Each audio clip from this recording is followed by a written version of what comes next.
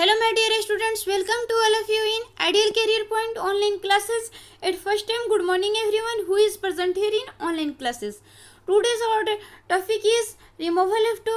Let us start now to listen carefully. अर्थात आज का सब्जेक्ट हमारा है इंग्लिश ग्रामर, जिसमें हम रिमूवल ऑफ टू आपके सामने लेकर आए हैं। हम इसे पढ़ाने जा रहे हैं, समझाने जा रहे हैं। आप लोग इसे ध्यान से सुनेंगे और समझने की भरपूर कोशिश करेंगे। इसके पहले रिमूवल पार्ट 1 को हम पढ़ चुके हैं। आज हम रिमूवल ऑफ टू के पार्ट 2 को पढ़ने जा रहे हैं। आप लोग ध्यान से सुनेंगे। देखिए, रिमूवल टू से रिलेटेड इसमें कुछ और जानकारियाँ आपको मिलेंगी। ये रूल नंबर 4 है। देखिए, रूल नंबर 4 हमारे क्या कहता है, कह रहे कि जब इन्फिनेटिव टू के बदले 4 का प्रयोग किया गया हो तो चेंज करने के लिए क्या करते हैं। तो क्या करते हैं, इस पॉइंट को आप लोग ज़्यादा ध्यान से देखेंगे तो आपको बेटर तरीके से ये समझ में आएंगे। रूल कह रहे हैं कि यदि इन्फिनेटिव टू के बदले 4 का प्रयोग किया गया, इन्फिनेटिव टू का मतलब क्या हुआ, ये टू। चूंकि रिमूव टू में क्या होता है, 2 टू का प्रयोग करते हैं। रिमूव टू में 2 टू का प्रयोग किया जाता है, एक टी डबल ओ का प्रयोग किया जाता है और एक टी ओ का प्रयोग किया गया था। तो ये क्या है, ये इन्फिनेटिव टू है जिसका प्रयोग हम क्रिया के उद्देश्य के लिए करते हैं। और ये क्या है, ये एक प्रकार का एडवर्ब है जिसका मतलब क्या होता है, आवश्यकता से अधिक, यानी मोर देन वांट, जितना चाहिए उससे अधिक।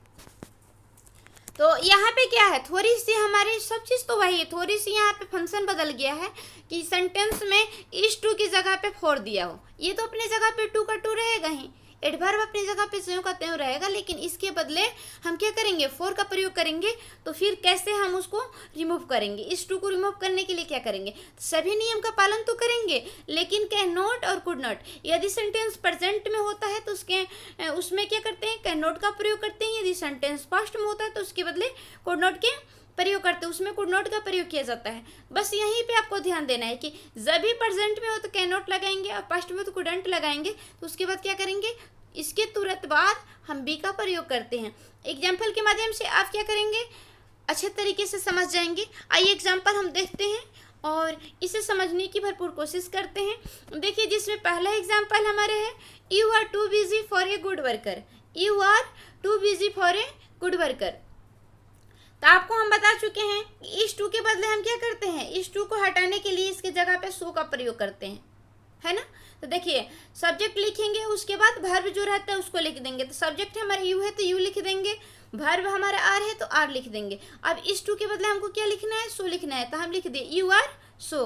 ये क्या होता है, ये टी डबल ओ, ये एक एडवर्ब होता है, इसके तुरंत बाद क्या होता है, कोई ना कोई एडजेक्टिव आता है। ये टू के बाद एडजेक्टिव हमारे क्या है, बिजी है तो बिजी लिख देंगे।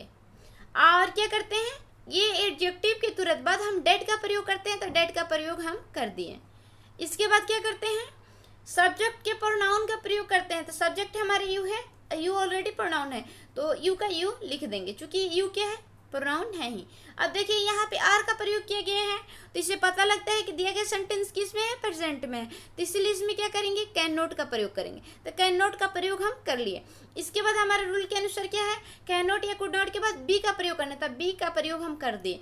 अब देखिए, कह रहे हैं 4 को छोड़कर बाकी सारे चीज को लिखते हैं। अगर इस 4 को हम हटा देते हैं तो हमारे पास क्या वर्ड्स बचते हैं, ए गुड वर्कर, तो वही हम लिख दी ए गुड वर्कर।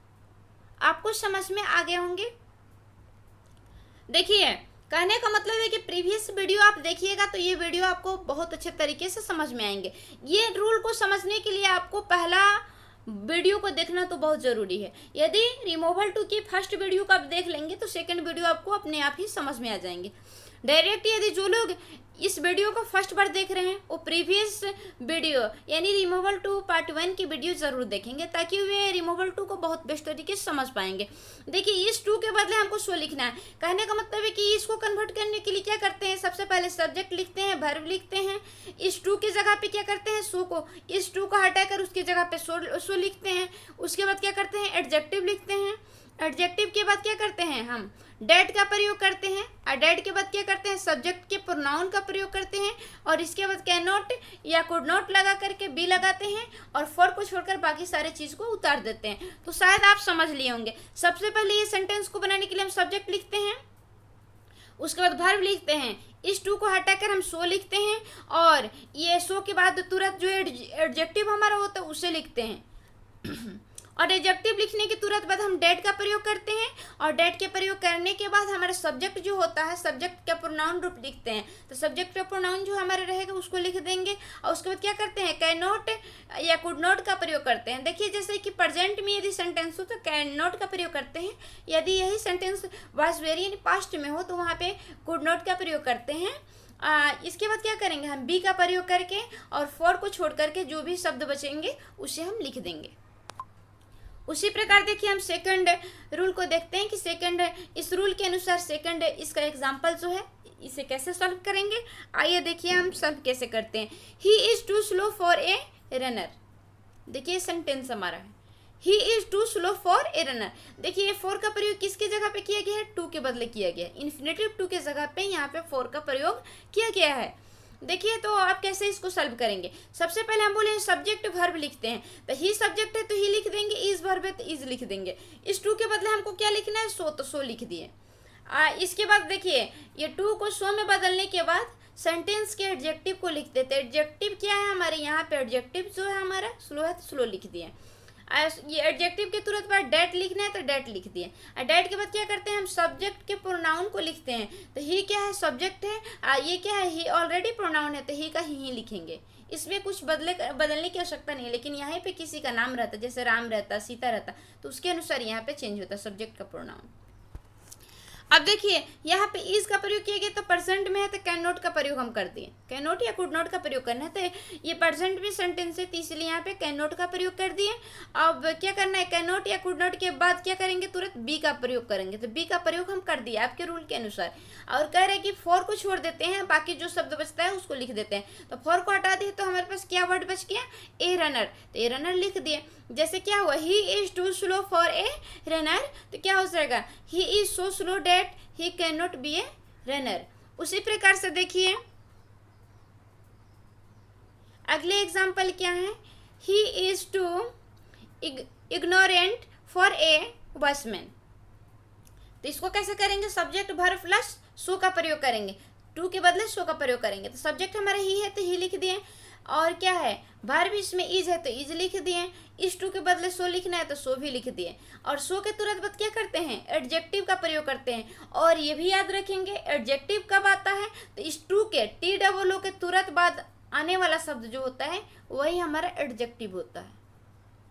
आप समझ जाएंगे कि टी डबल ओ के तुरंत बाद क्या आता है, एडजेक्टिव आता है। तो जैसे कि इस सो को टू को सो में बदलने के बाद हमको एडजेक्टिव लिखना है, तो समझिए क्या लिखेंगे, इस टू के तुरंत बाद आने वाले जो वर्ड होंगे वही हमारे एडजेक्टिव होंगे और उसे हम लिख दिए। तो यहाँ पे क्या किए, इग्नोरेंट है तो इग्नोरेंट लिख दिए, है ना।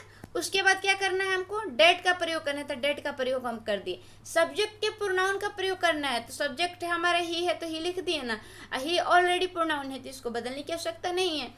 और सब्जेक्ट के तुरंत बाद क्या करते हैं, ये सब्जेक्ट के प्रोनाउन का यूज करने के बाद यदि सेंटेंस प्रेजेंट का हो तो कैन नॉट का प्रयोग करते हैं, यदि सेंटेंस पास्ट का हो तो कुड नॉट का प्रयोग करते हैं। तो देखिए सेंटेंस में इज का प्रयोग किया गया है तो ये कन्फर्म है कि टेंस जो ये सेंटेंस जो है प्रेजेंट में है।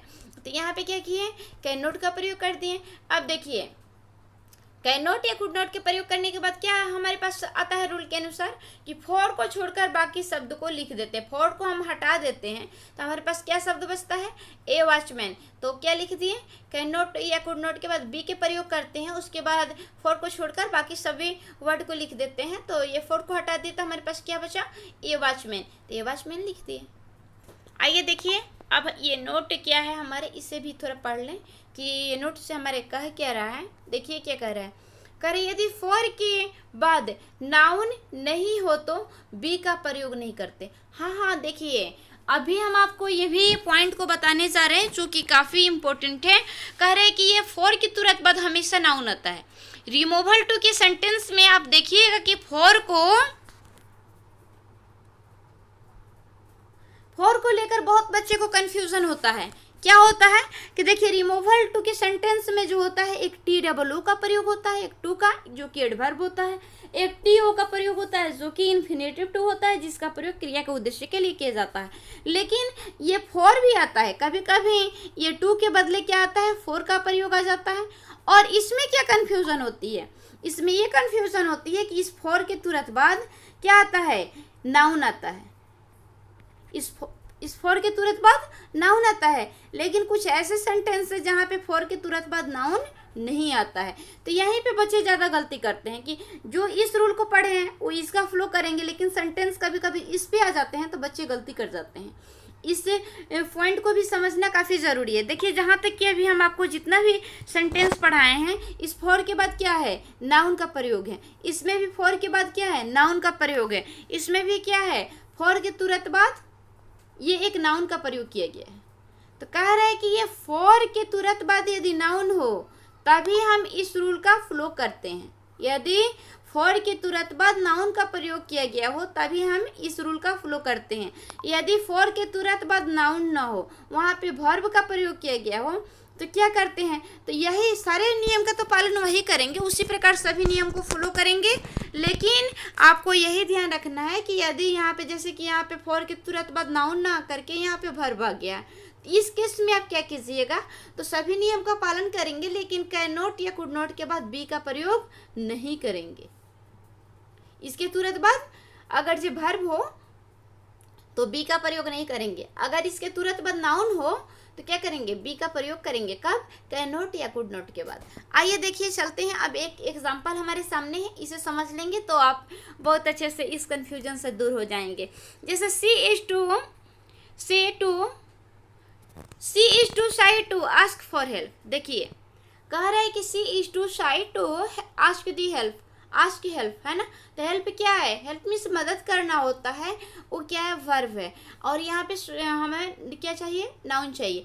यदि नाउन रहेगा तो कैन नॉट या कुड नॉट के बाद बी लगाएंगे, अगर नहीं है तो उसको नहीं लगाएंगे। तो देखिए ये सेंटेंस को कैसे सॉल्व किया गया है, रिमूवल टू के नियम के अनुसार, ट्रांसफॉर्मेशन के नियम के अनुसार हम कैसे सॉल्व किए हैं। तो सी is so shy that she can not ask for help. देखिए यहाँ पे है सब्जेक्ट लिखना है, वर्ब लिखना है। तो सब्जेक्ट हमारा सी है तो सी लिख दिए, इज हमारा वर्ब है तो इज लिख दिए। इस टू के बदले हमको क्या लगाना है, सो लगाना है तो सो लगा दिए।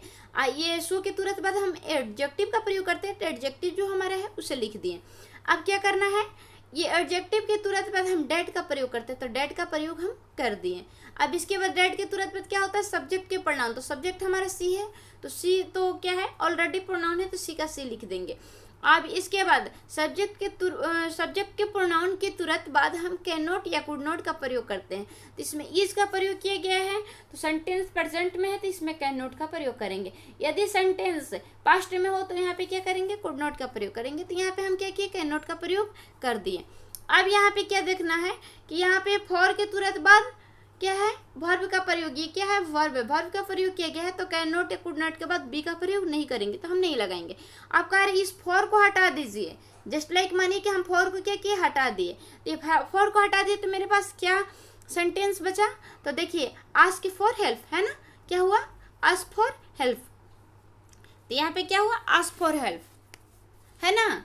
देखिए जैसे कि आप अभी समझ लिए इस सेंटेंस को कि सब्जेक्ट लिखना है, सब्जेक्ट लिख दिए, वर्ब लिखने वर्ब लिख देना है, और टू के बदले सो लगाना है, सो लगा दिए। एडजेक्टिव का प्रयोग करना है तो एडजेक्टिव का भी प्रयोग कर दिए। अब एडजेक्टिव के तुरंत बाद डेट का प्रयोग करते हैं, डेट का भी प्रयोग हमने कर दिया। सब्जेक्ट के प्रोनाउन का प्रयोग करते हैं तो सी हमारा सब्जेक्ट है, इसके प्रोनाउन रूप सी का सी ही होता है तो लिख दिए। सेंटेंस प्रेजेंट में है तो इसमें कैन नॉट का प्रयोग कर दिए, बस बी इसमें नहीं लगाएंगे क्योंकि यहाँ पे ये क्या है, वर्ब है। अब देखिए अब क्या बचा, ये फॉर को आप अगर आप हटा देते तो क्या आपके पास बच जाता है, ये फॉर जो है किसके बदले किया गया है, टू के बदले फॉर का प्रयोग किया गया। तो इस टू को क्या कीजिए, आप तो समझिए कि यहाँ पे टू का प्रयोग किया गया है तो इस टू के बदले ये फॉर का प्रयोग किया गया तो इसको हम हटा देंगे। लेकिन इसको यदि आप हटा देते हैं तो हमारे पास सेंस में क्या बचता है, ask for help, ask for help. तो आस्क फॉर हेल्प लिख देंगे। अभी देखिए इसमें भी बहुत बच्चे को कंफ्यूज होती हैं ये कि यहाँ पे फॉर को हटाकर फिर फॉर क्यों लिखा गया। इसलिए लिखा गया कि ये फॉर का प्रयोग जो किया गया है इस वर्ब के उद्देश्य के लिए किया गया है।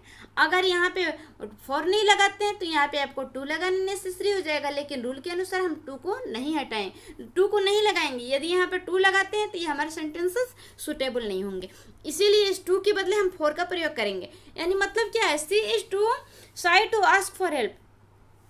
वह अत्यधिक शर्मीली है जिस कारण वह मदद के लिए नहीं कह सकती। इसका मतलब है कि वह क्या है, अत्यंत शर्मीली है जो कि मदद के लिए यानी हेल्प के लिए नहीं कह सकती। तो इसका क्या हो जाएगा, she is so sad that she can not ask for help. वह इतनी शर्मीली है कि मदद के लिए हेल्प के लिए नहीं कह सकती। देखिए, वह अत्यधिक शर्मीली है मदद मांगने के लिए या मदद के लिए कहने के लिए, लेकिन इसमें क्या है, वो अत्यधिक शर्मीली है जिस कारण वह किसी से हेल्प नहीं ले सकती। इसका शाब्दिक अर्थ यही है। देखिए रूल नंबर 5 की तरफ हम चलते हैं, और रूल नंबर 5 हमारे क्या कहता है, देखिए हम समझते हैं और समझने की कोशिश करते हैं। रूल नंबर 5 है, काफ़ी इंपॉर्टेंट चैप्टर है, ये रूल भी काफ़ी इंपॉर्टेंट है, क्वेश्चन इससे काफ़ी बनकर आते हैं सामने आपके। जब वाक्य का सब्जेक्ट निर्जीव हो, कह रहे हैं कि यदि सेंटेंस दिए गए सेंटेंस का सब्जेक्ट निर्जीव हो और एडजेक्टिव के बाद फॉर प्लस ऑब्जेक्टिव केस का प्रयोग किया गया। देखिए यहाँ पे समझने की क्या बात है, कह रहा है कि सब्जेक्ट यदि सब्जेक्ट निर्जीव हो, वाक्य का सब्जेक्ट निर्जीव होना चाहिए, और क्या एडजेक्टिव के बाद क्या है, फॉर प्लस ऑब्जेक्टिव केस का प्रयोग किया गया हो। यानी इसके फॉर के तुरंत बाद आने वाले प्रोनाउन क्या होना चाहिए, ऑब्जेक्टिव केस में होना चाहिए। तो टू को हटाने के लिए क्या करते हैं, बाकी सभी नियमों का पालन तो करते हैं, लेकिन उस ऑब्जेक्टिव केस को डेट के बाद नॉमिनेटिव केस में बदल देते हैं। देखिए इसे आप काफ़ी ध्यान से समझेंगे, ये काफ़ी इंपॉर्टेंट रूल है।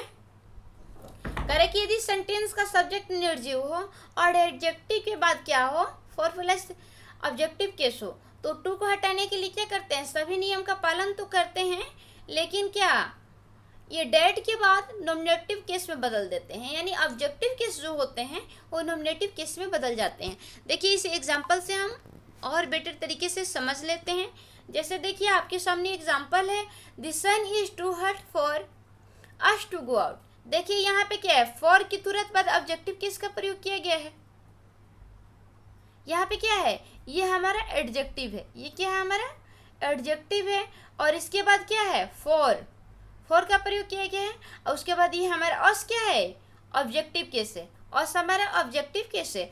यानी रूल का ये पूरे फ्लो कर रहा है, तो इसको रिमूव टू में कन्वर्ट करने के लिए इसमें के रिमूव इस टू को हटाने के लिए किस ट्रांसफॉर्मेशन के रूल का प्रयोग करते हैं।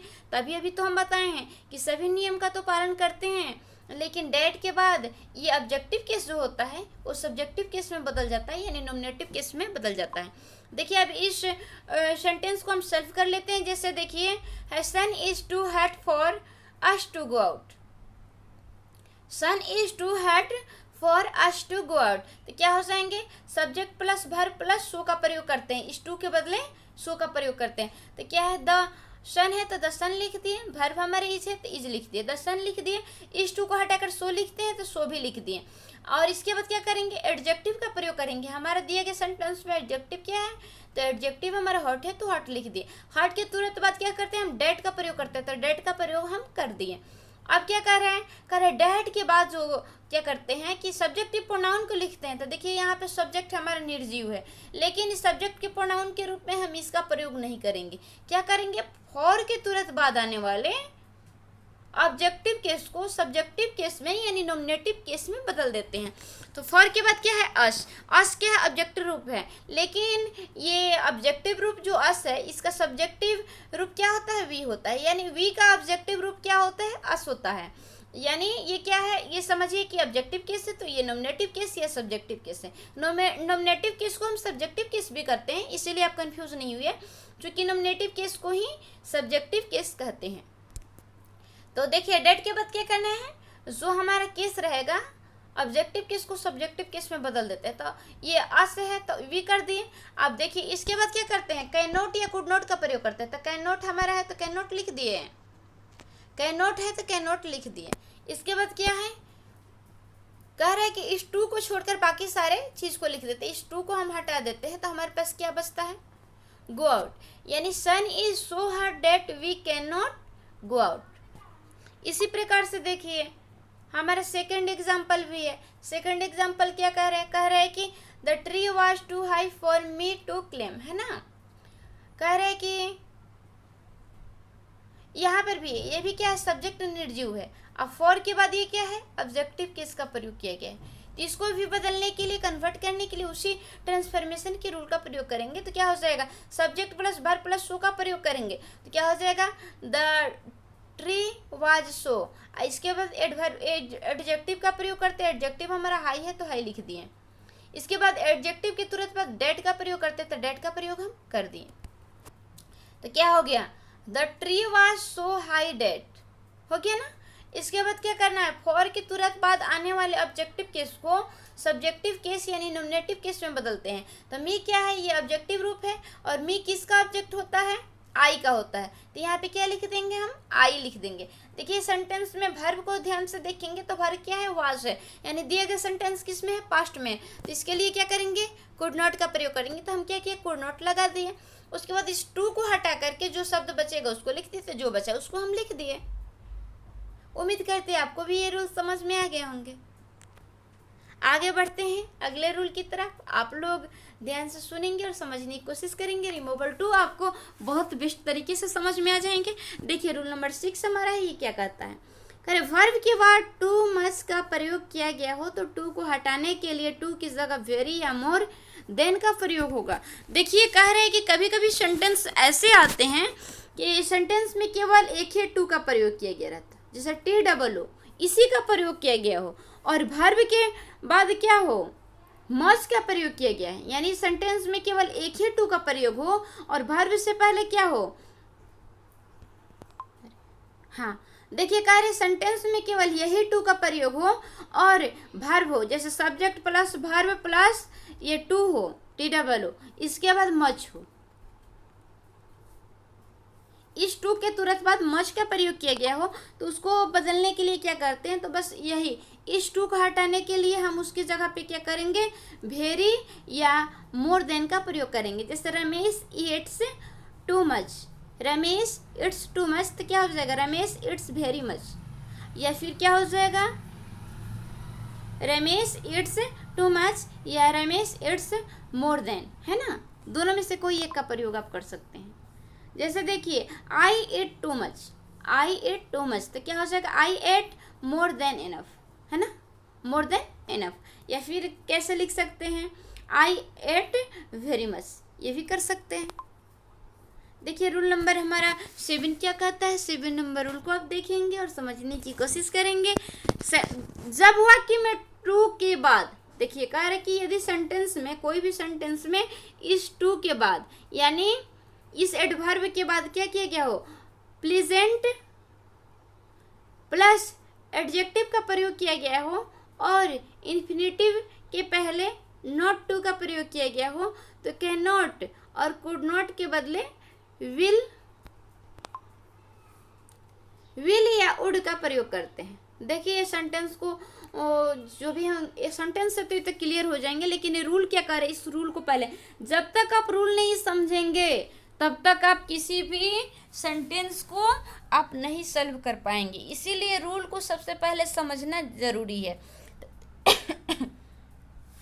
देखिए हमारा रूल क्या कह रहा है, कह रहे हैं कि ये जब वाक्य में TOO के बाद प्लीजेंट का प्रयोग किया गया हो और प्लीजेंट के बाद एडजेक्टिव का प्रयोग किया गया हो और इन्फिनेटिव टू के पहले, इस टू के पहले नॉट टू का प्रयोग किया गया हो, तो कैन नॉट और कुड नॉट के बदले क्या करते हैं, विल या वुड का प्रयोग करते हैं। देखिए ये सेंटेंस को तो समझना काफ़ी इम्पोर्टेंट है। आप इसको तो एग्जाम्पल के माध्यम से बेस्ट तरीके से आप समझ पाएंगे। यानी इसके कहने का मतलब क्या है कि इस टू के बाद, इस टू के बाद क्या हो, प्लेजेंट हो, उसके बाद एडजेक्टिव हो, इसके बाद क्या होना चाहिए, एडजेक्टिव होना चाहिए, और इस टू के बदले क्या होना चाहिए, इस टू के पहले जो है हमारा नॉट टू का प्रयोग किया गया हो, नॉट टू का प्रयोग किया गया हो, तो क्या करेंगे, कैन नॉट और कुड नॉट का प्रयोग इसमें नहीं करते हैं, उसके जगह पे क्या करेंगे, विल और वुड का प्रयोग करेंगे। देखिए जैसे एग्जाम्पल से आप क्लियर कर लेंगे, you are too kind hearted not to forgive me, you are too kind hearted not to forgive me. तो देखिए ये क्या है,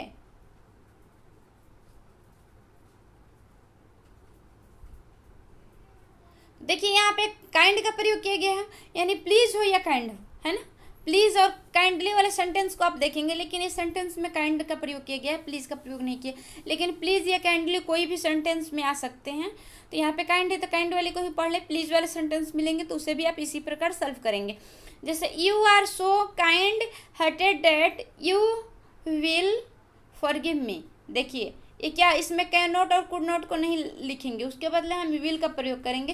क्योंकि ये क्या है, प्रेजेंट में तो विल लगाएंगे, अगर पास्ट में रहेगा तो वुड लगाएंगे। जैसे you are too kind hearted not to forgive me, you are so hearted that you will forgive me. यानी सब्जेक्ट वर्ब को लिखना है तो सब्जेक्ट वर्ब को हम लिख दिए, इस टू के बदले सो लगाते हैं तो सो लगा दिए। इसके तुरंत बाद एडजेक्टिव का प्रयोग करते हैं तो एडजेक्टिव हमारा क्या है, काइंड हार्टेड, तो काइंड हार्टेड का प्रयोग कर दिए। उसके बाद डेट लिखेंगे तो डेट का प्रयोग हम कर दिए। अब इसके बाद क्या करते हैं, डेट के तुरंत बाद सब्जेक्ट का प्रोनाउन लिखते हैं। तो यहाँ पे सब्जेक्ट क्या है, यू है तो यू लिख दे, यू क्या है ऑलरेडी प्रोनाउन है तो इसमें कन्वर्ट करने की आवश्यकता नहीं है। अब कैन नॉट, इसके तुरंत बाद क्या होता है, यू के तुरंत बाद हमको कैन नॉट या कुड नॉट लिखना है, तो लेकिन इसमें क्या करते हैं, कैन नॉट या कुड नॉट का प्रयोग नहीं करते हैं, यहाँ पे विल का प्रयोग करेंगे, इसलिए कि प्रेजेंट में दिया गया सेंटेंस प्रेजेंट में है।